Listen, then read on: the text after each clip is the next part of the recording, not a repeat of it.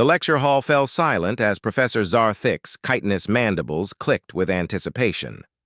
Around the circular amphitheater, students from 47 different species shifted in their specialized seating, all eyes and various sensory organs fixed on the two humans standing at the center of the demonstration floor.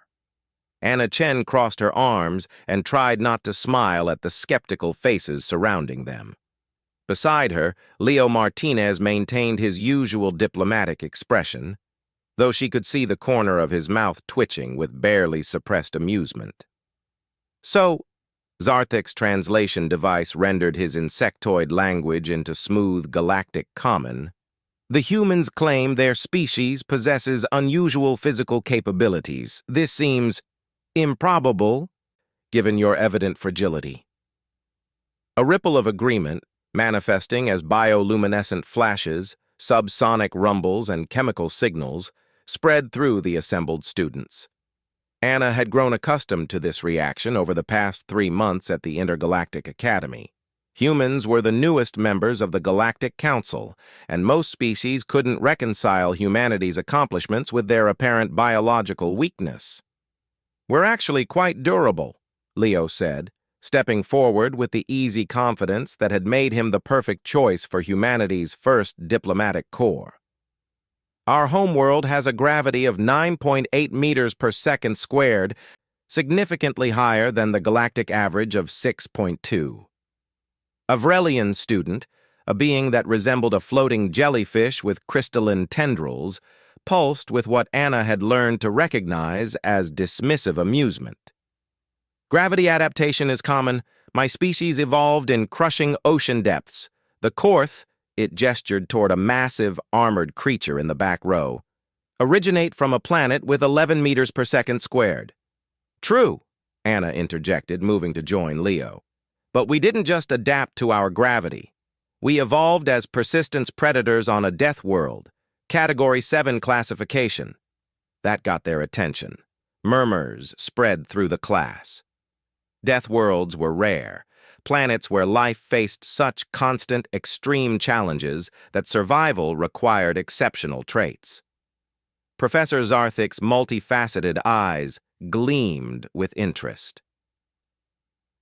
"Earth's classification is indeed unusual, but physical demonstrations would be more convincing than statistics, Cadet Chen." Anna grinned. "I was hoping you'd say that." "What did you have in mind?" The Korth student rumbled, its voice like grinding tectonic plates. At nearly 3 meters tall and massing over 400 kilograms, the creature was the apex predator representative in the class, a fact it reminded everyone of regularly. "How about I lift you?" Anna said casually. The lecture hall erupted.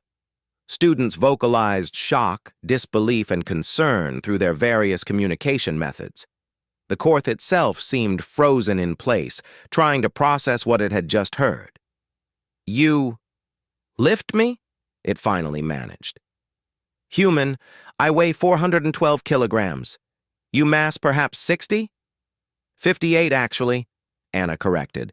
"But yes, I'll lift you." "Unless you're afraid." Leo shot her a warning glance, but Anna ignored it. She'd been dealing with the Korth's condescension all semester, and she was done being polite about humanity's capabilities. The Korth's armored plates rattled, a gesture of acceptance. "Very well. When you fail, perhaps humans will learn humility."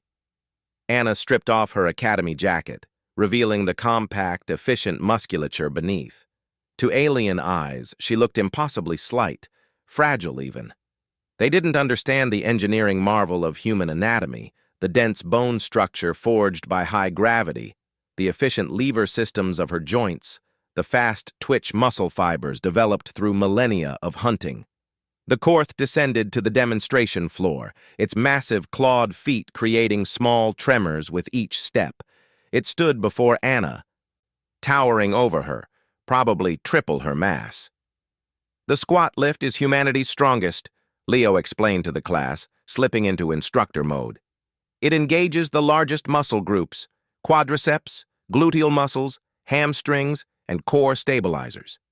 Humans have lifted over 500 kilograms using this technique." Anna circled the Korth, analyzing the best approach.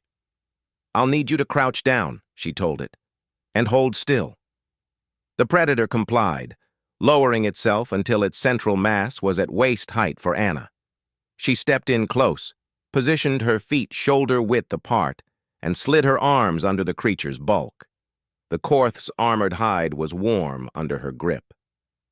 "Whenever you're ready to embarrass yourself," it rumbled. Anna centered her breathing, just like her powerlifting coach had taught her back on Earth. She thought of her grandmother, who'd survived the Tibetan mountain ranges. She thought of her ancestors who'd hunted megafauna across African plains. She thought of every human who'd ever carried impossible burdens because survival demanded it. Then she lifted. The Korth rose off the ground. For a moment, there was absolute silence in the lecture hall. 412 kilograms of apex predator suspended in the air by a human girl 7 times less massive. Anna's legs trembled with the effort, her core muscles locked, every fiber of her being engaged in defying what alien biology considered impossible.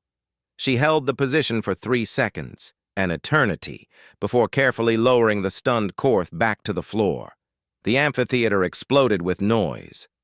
"Impossible!" the Vrelian student flashed. "The structural integrity, the leverage ratios." "Welcome to Death World biology," Leo said, grinning widely now. "We're not the strongest species in the galaxy, or the fastest, or the smartest. But we evolved on a planet that tried to kill us every single day, in every possible way.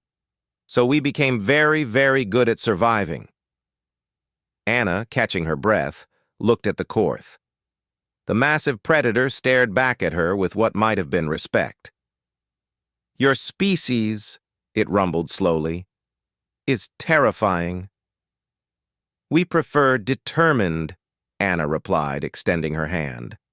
After a moment, the Korth grasped it with surprising gentleness. Professor Zarthik's mandibles clicked rapidly, his species equivalent of applause. "Class dismissed.